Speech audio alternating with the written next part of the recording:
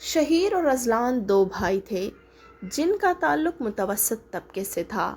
والدین نے ان کی تربیت میں کوئی کسر نہ چھوڑی تھی اور دونوں بھائیوں کی آپس میں محبت دیدنی تھی۔ شہیر بڑا بھائی تھا، سنجیدہ اور معاملہ فہم، جبکہ اذلان چھوٹا تھا، جذباتی اور جلد باز۔ شہیر ہمیشہ سے والدین کی امیدوں کا مرکز تھا۔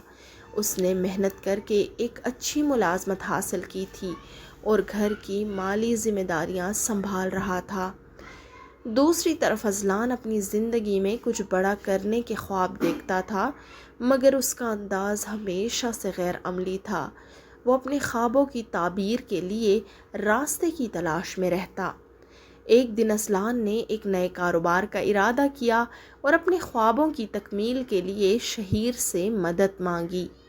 شہیر نے اپنے تمام وسائل استعمال کر کے اذلان کی مدد تو کی، مگر اس شرط پہ کہ اذلان محنت کرے اور دیانتداری سے کام کرے۔ اذلان نے کاروبار شروع کیا، مگر جیسے ہی اسے ابتدائی کامیابی ملی، اس کے دوستوں نے اسے عیش و عشرت کی طرف راغب کر دیا۔ وہ کاروبار کو چھوڑ کر غیر ضروری خرچوں میں مگن ہو گیا۔ شہیر نے کئی بار اسے سمجھانے کی کوشش کی، مگر اذلان پر کوئی اثر نہ ہوا۔ ایک دن شہیر کو معلوم ہوا کہ اذلان کا کاروبار تباہی کے دہانے پر پہنچ چکا ہے اور وہ قرضوں میں ڈوب چکا ہے۔ شہیر نے اپنے تمام وسائل اذلان کے قرضوں کو اتارنے میں لگا دیے، مگر اس کا کوئی فائدہ نہ ہوا۔ اذلان کو اپنی غلطیوں کا احساس ہوا جب اس کے دوستوں نے اسے اکیلا چھوڑ دیا اور وہ خود کو مکمل طور پر ناکام محسوس کرنے لگا۔ شہیر نے اس وقت اذلان کو سنبھالا اور اسے دوبارہ اپنے قدموں پر کھڑا ہونے کے لیے حوصلہ دیا۔ اذلان نے اس بار شہیر کی باتوں کو دل سے قبول کیا اور سچے دل سے محنت شروع کی۔